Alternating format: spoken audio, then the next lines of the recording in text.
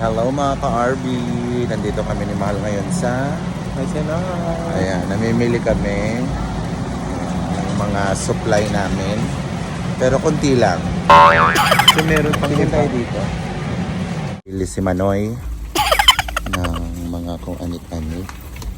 So ang bibilin talaga namin ay meat. Mahal, 500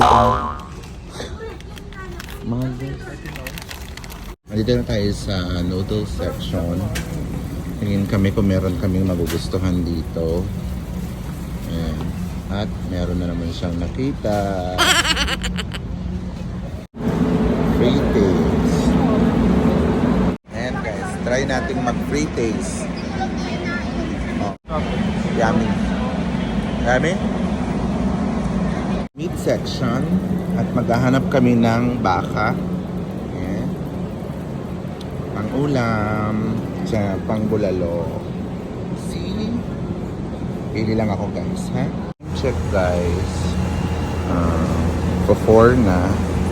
Pero meron pang binibili si Mahal. Ito na guys yung mga binili naming meat.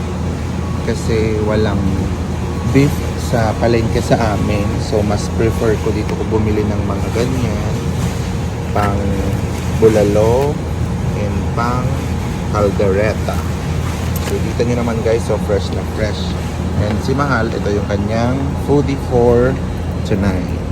Ayan. Ayan mga ka-RB, pauwi na kami ni Mahal. Ayan na yung napamili namin.